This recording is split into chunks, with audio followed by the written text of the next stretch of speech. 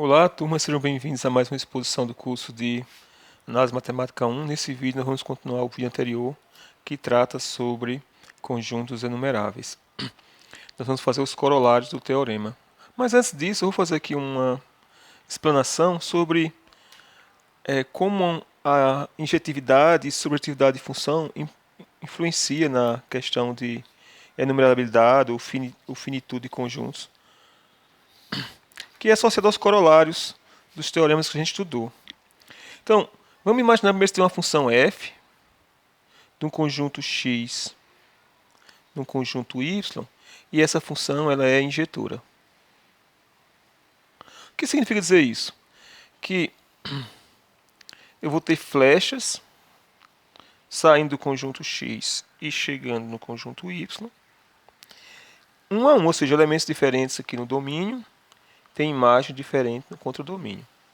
Só que essa função ela não é obrigatoriamente uma função sobrejetura. Pode ter elementos aqui sobrando no conjunto y que não são atingidos por essas flechas. Ou seja, se esse conjunto y for finito, qualquer subconjunto dele é finito. Então, quando você olhar para a função com o domínio x, mas contra o domínio apenas a imagem da função,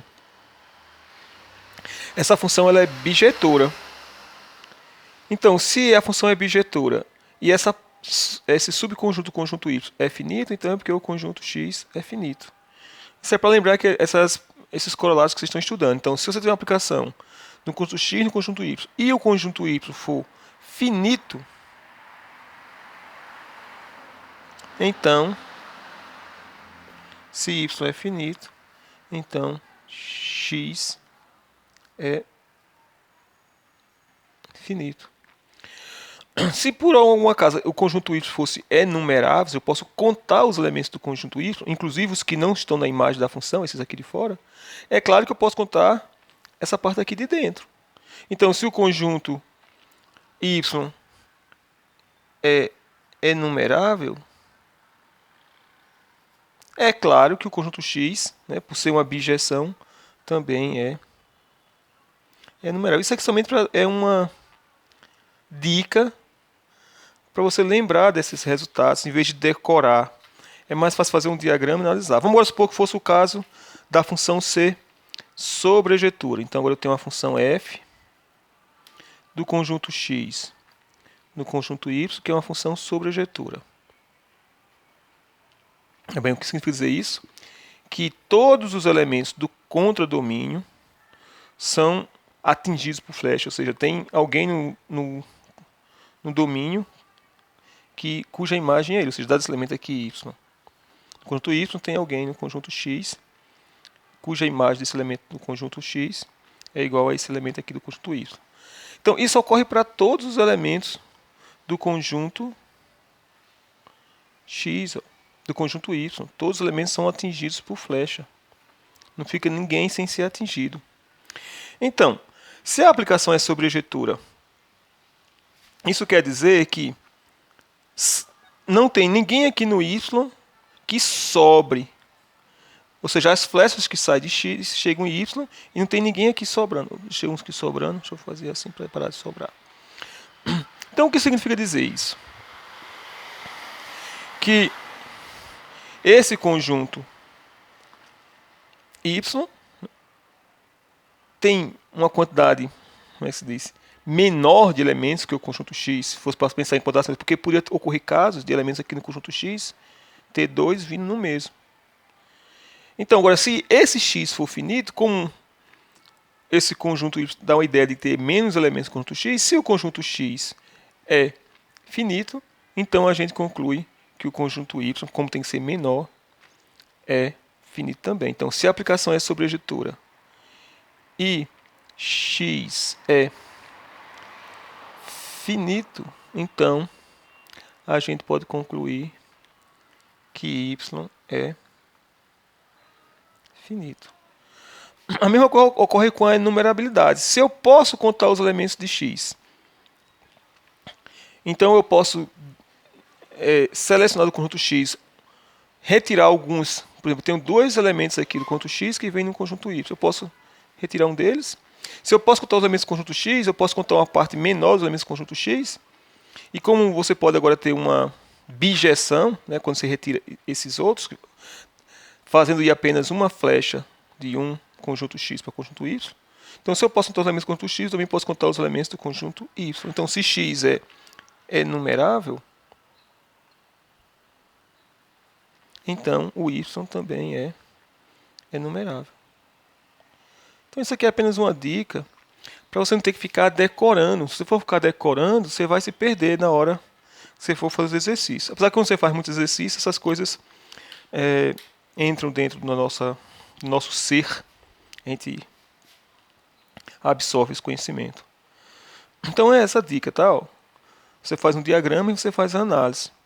Que essa primeira parte, envolvendo a parte de finitude, foi do corolário do teorema, acho que 2. E essa que eu vou falar agora sobre a numerabilidade, decorre dos corolários do teorema 4. O primeiro corolário é exatamente sobre isso que eu acabei de explicar. Se você tiver uma função do conjunto X no conjunto Y, que é injetora. Então tem aqui uma função f, que leva os elementos do conjunto X nos elementos do conjunto Y, que é injetora. E eu posso contar o conjunto Y é numerável.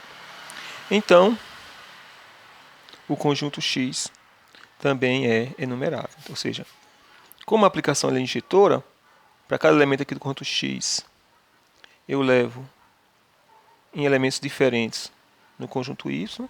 Claro que pode sobrar alguns. Sendo que eu posso contar o conjunto Y, eu também poderia contar uma parte dele, que a gente vai demonstrar daqui a pouco. Então, devido a essa bijeção dentre o conjunto X e a imagem dele, eu também poderia contar o conjunto X. Aí está no corolário. Se a aplicação é injetora e o contradomínio é enumerável, então o domínio também tem que ser enumerável. Vamos fazer a prova desse corolário, exatamente a mesma prova que está no livro-texto. Se o conjunto Y é finito, a gente já viu dos resultados anteriores que o conjunto X também é finito, né? Porque para ser Y numerável, ele pode ser finito ou infinito. Se for finito, o conjunto X também é finito, porque a gente já mostrou nas aulas anteriores. Então, o conjunto X também é numerável. Agora, se o conjunto Y ele é infinito, é porque vai existir uma bijeção do conjunto Y no conjunto dos números naturais, né? Ou seja, vai existir uma aplicação. Vou fazer aqui outro diagrama, porque aí já risquei enquanto não devia ter riscado.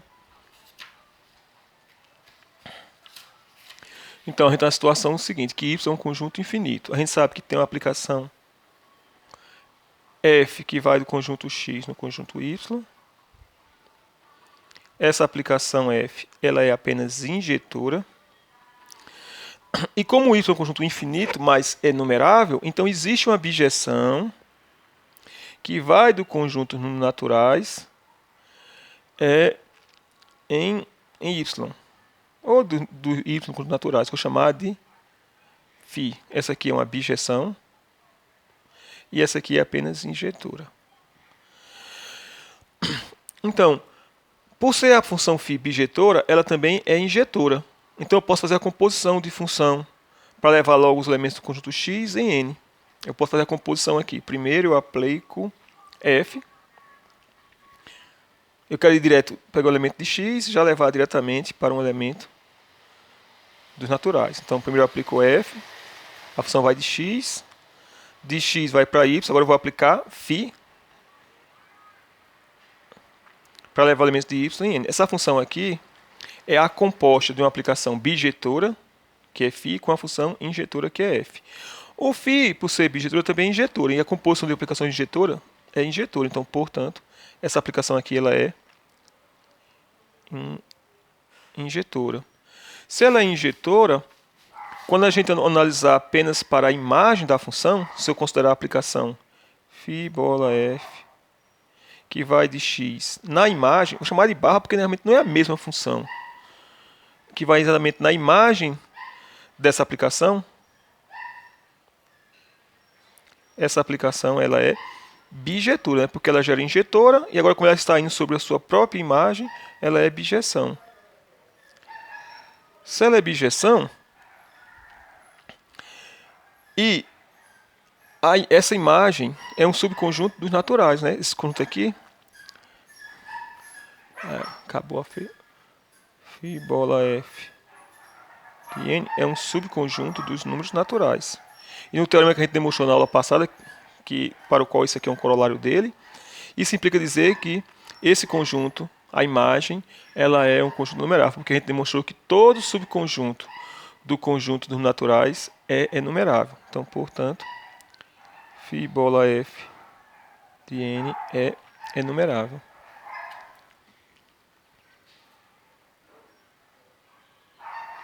Bem, agora então a gente tem a seguinte situação. A imagem é enumerável, esse conjunto, e é uma bijeção do conjunto X nesse conjunto que é numerável. Então, o conjunto X também é numerável. Por quê? Se eu tenho uma aplicação, vamos chamar G, de um conjunto X em um conjunto Y, que é uma bijeção, e um deles é numerável, digamos o X, ou o Y, tanto faz, e Y é numerável, então o outro X também é enumerável. Por quê?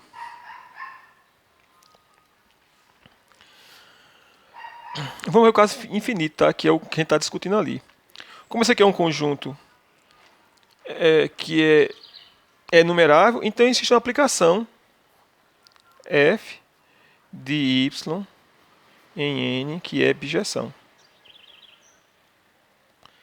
Bem, se essa aqui é bijeção, G também é uma bijeção, então eu posso fazer a composição para levar o conjunto X no conjunto N e ser uma bijeção. Então isso quer dizer que a aplicação, primeiro eu aplico G, depois eu aplico F. F composto com G, que vai de X em N, é bijeção.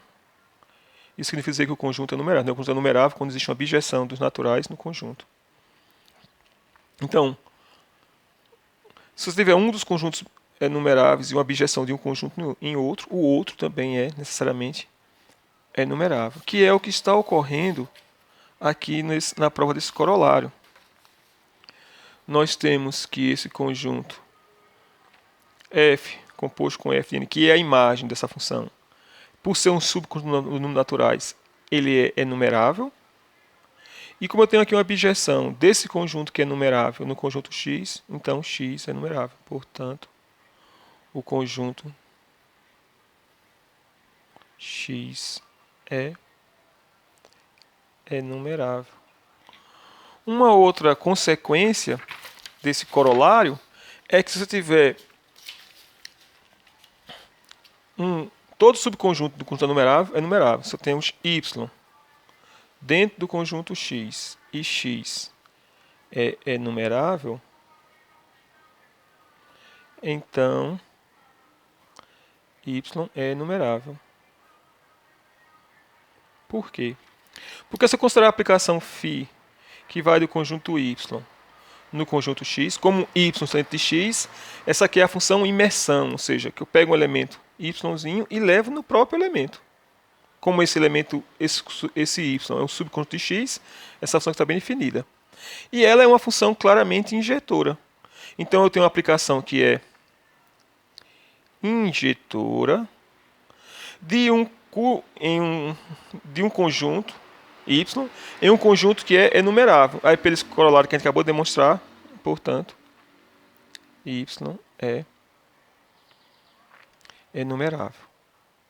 Então, portanto, todo subconjunto de conjunto enumerável é enumerável. Vamos agora mostrar o corolário 2. O corolário 1 tem a ver com a função ser injetora e o contradomínio ser enumerável. A função injetiva, quando você troca injetiva por subjetora, você troca a condição aqui, que antes estava no contradomínio, agora vai para o domínio, que é o corolário 2 desse teorema, que afirma exatamente isso. Se você tem uma aplicação que é sobrejetora e o contradomínio é enumerável, então o domínio... Se você tem uma aplicação que é sobrejetora, agora eu vou trocar, né? Quando era injetora, a condição era sobre o contradomínio. Como agora a aplicação é sobrejetora, a condição é sobre o domínio. Então, se a aplicação é sobrejetora e x é numerável, então y é numerável. É isso que a gente quer demonstrar. E a prova vai ser bem semelhante com aquele trabalho que vocês fizeram sobre produzir um vídeo. Como a aplicação ela é sobrejetora, vou fazer aqui um diagrama para ilustrar, não é para demonstrar nada, o diagrama não demonstra. Está aqui o conjunto y, conjunto x, eu tenho uma função f que é sobrejetora. Por ela ser sobrejetora, dado um elemento y qualquer aqui, existe um elemento no domínio x que vem nesse y, é a definição da função sobrejetora. Mas não é obrigado que seja apenas um único x, não. Tá? Pode ter um x aqui, também poderia ter um z dentro do conjunto x com essa mesma propriedade. No entanto, sempre existe pelo menos um. Então a gente vai escolher, a palavra aqui escolher é importante, vai escolher dentre todos aqueles elementos que vão no y, um deles, digamos, vou escolher aqui o x, tá? Vou pegar o y, vou escolher o x, não vou escolher o z não. E eu vou definir uma aplicação que eu vou chamar g, que vai de y em x. Exatamente, pegar esse y aqui e associar ele ao elemento x. Então, para cada elemento do conjunto y, nós podemos fazer isso, né? Então, para cada... Escrevi agora o que está no livro. Para cada y pertencente ao contradomínio, podemos escolher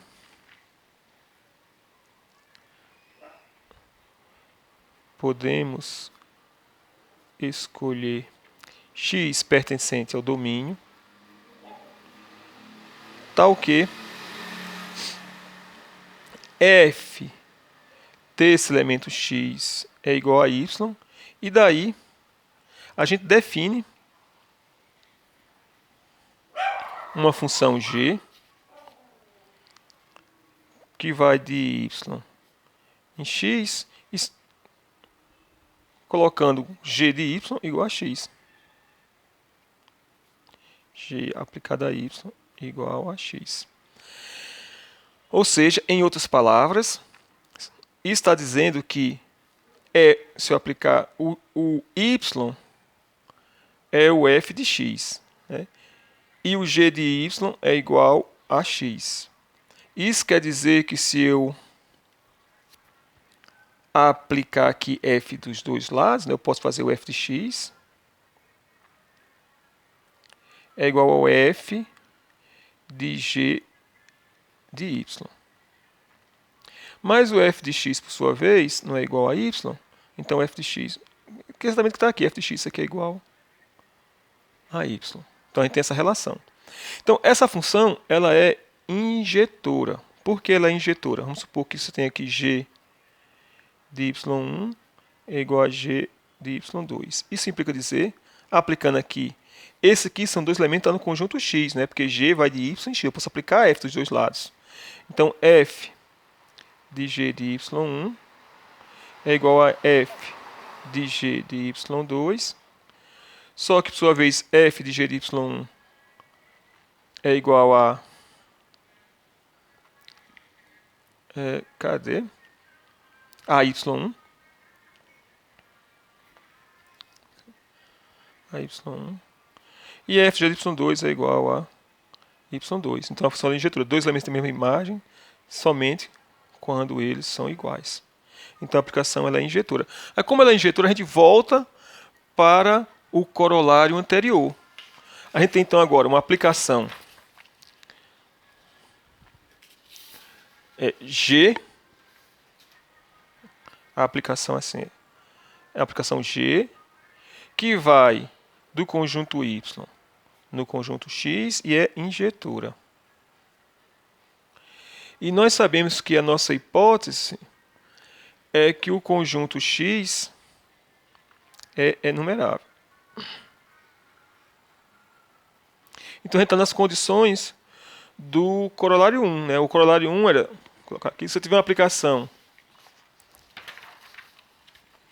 que é injetora e o contradomínio é enumerável, é esse caso, se a aplicação é injetora e o contradomínio aqui é x enumerável, então a gente está na condição do corolário 1. Então a gente conclui que o conjunto domínio é enumerável. Então, pelo corolário 1, temos que y é enumerável, que era o que a gente queria demonstrar. E isso encerra a demonstração do corolário 2. Tem mais um corolário, que é o corolário 3, que demonstra, que afirma que o produto cartesiano de conjuntos enumerável ainda é um conjunto enumerável.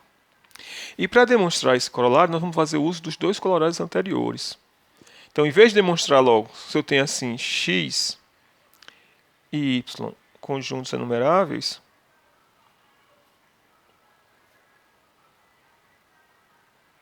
nós vamos demonstrar que o produto cartesiano entre eles também é enumerável. A gente quer mostrar que x cartesiano y é enumerável. E agora, nós vamos utilizar os corolários anteriores.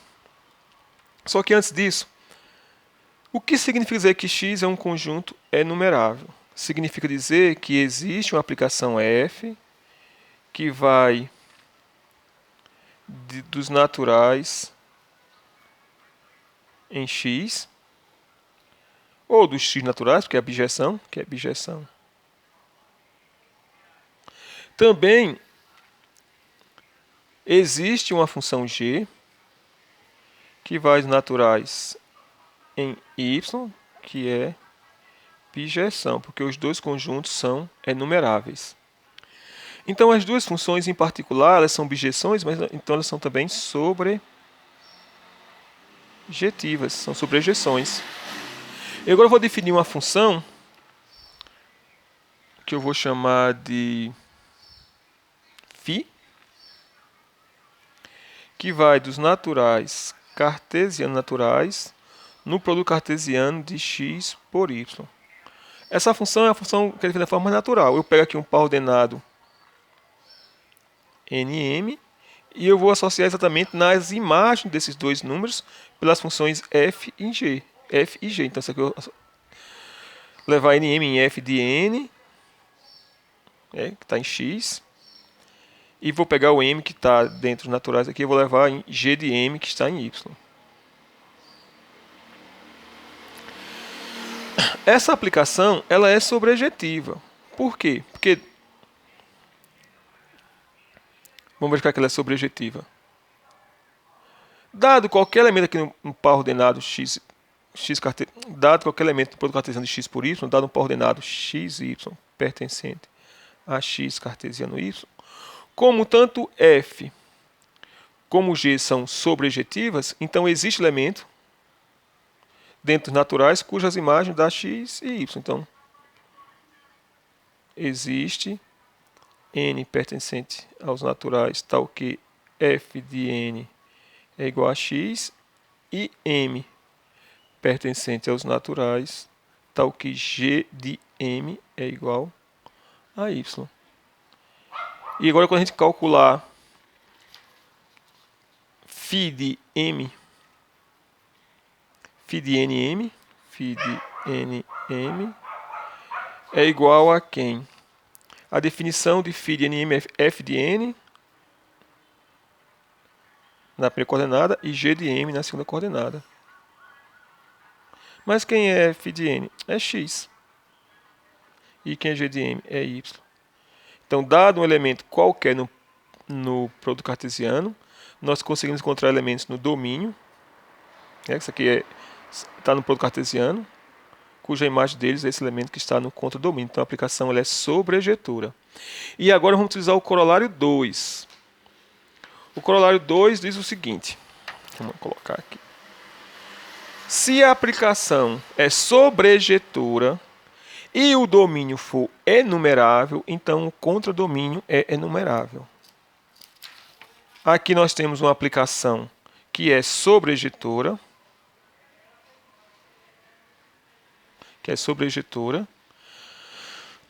Então, se a gente demonstrar que o domínio ele é enumerável, então o contradomínio vai ser enumerável. Então, para a gente mostrar então que o produto cartesiano de x por y é enumerável, basta nós mostrarmos que o produto cartesiano dos naturais por ele mesmo é enumerável, que é o que nós vamos fazer agora. Nós vamos mostrar que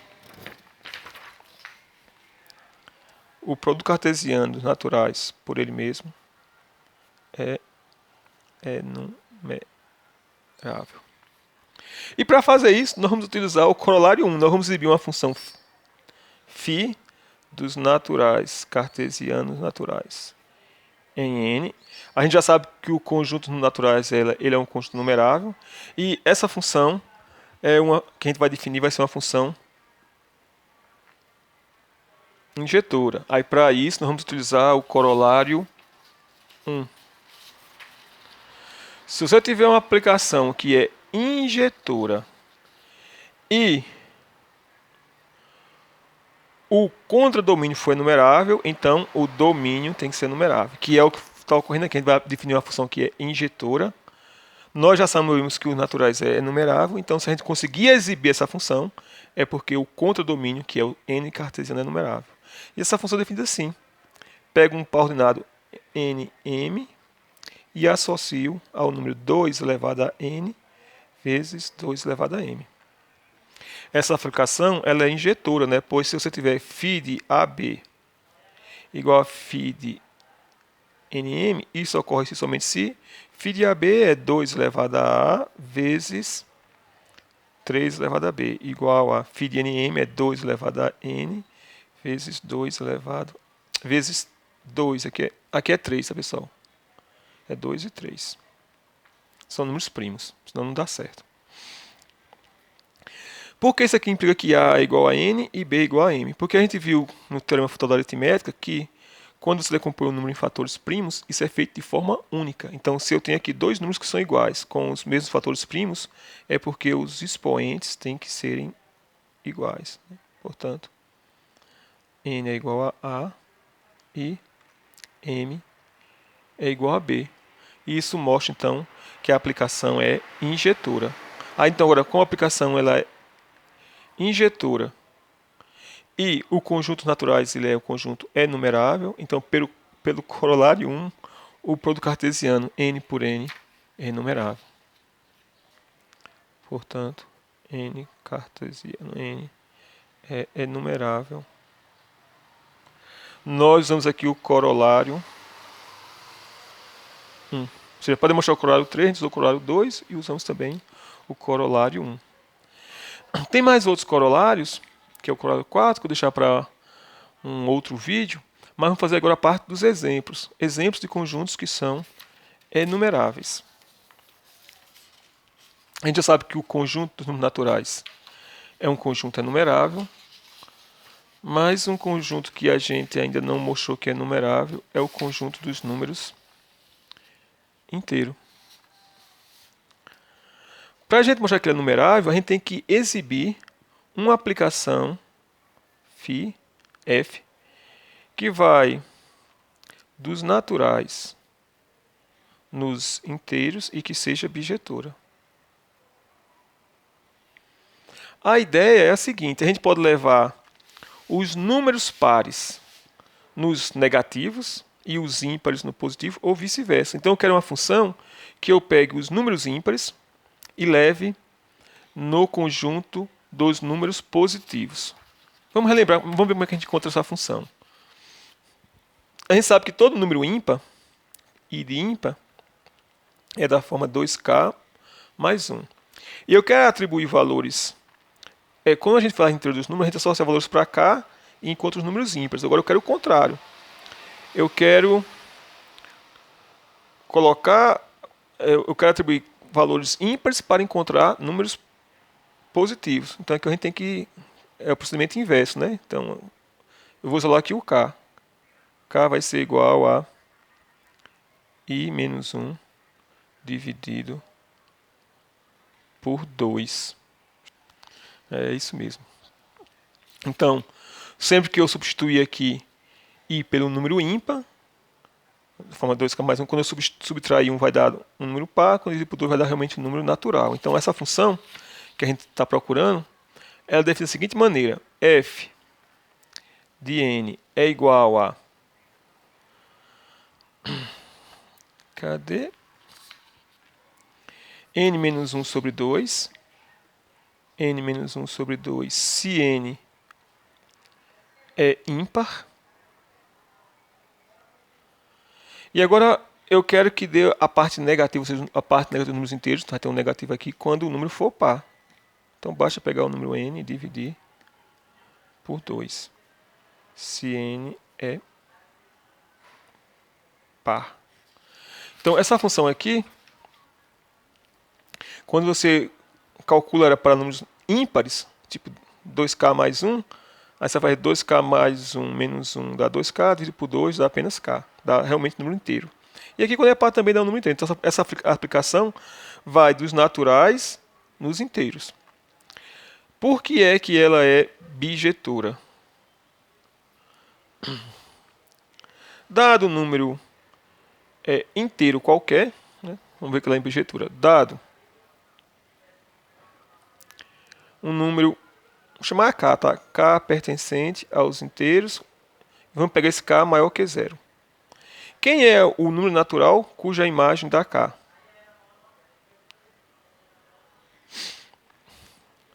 É só a gente observar que eu quero que, quando eu fizer um número menos 1 dividido por 2, dá k. Ou seja, quando eu fizer n menos 1 dividido por 2, tem que dar k. Ou seja, o n é igual a 2k mais 1. Então, quando eu fizer f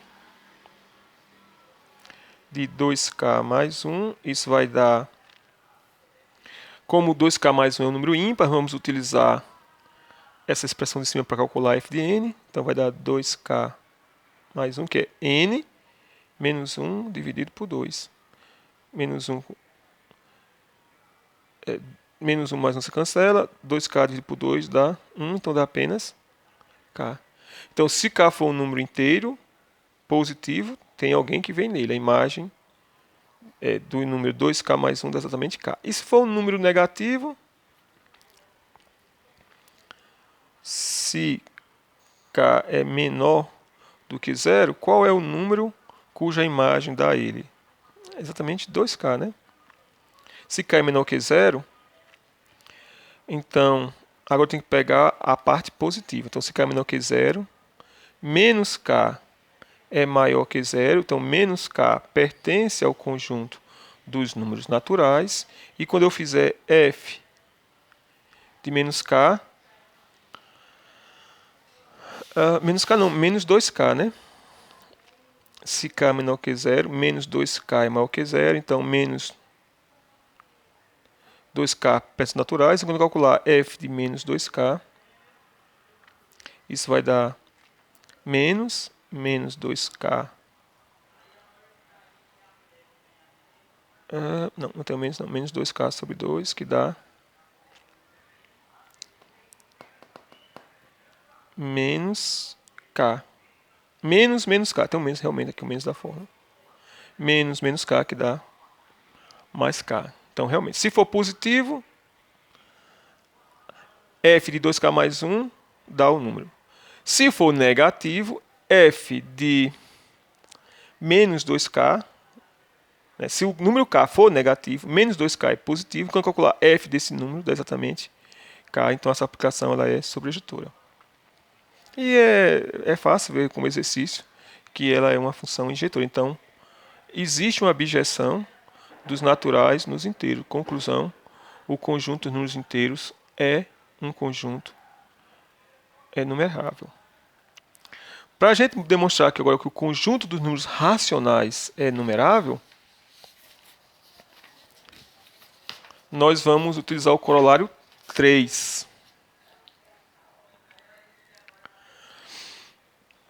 A gente já sabe que o conjunto dos números racionais ele é definido como sendo o conjunto de todas as razões entre números inteiros, de forma m sobre n, quanto m e n pertence aos inteiros, mas o n tem que ser diferente de zero. Isso aqui é a nossa definição de números racionais.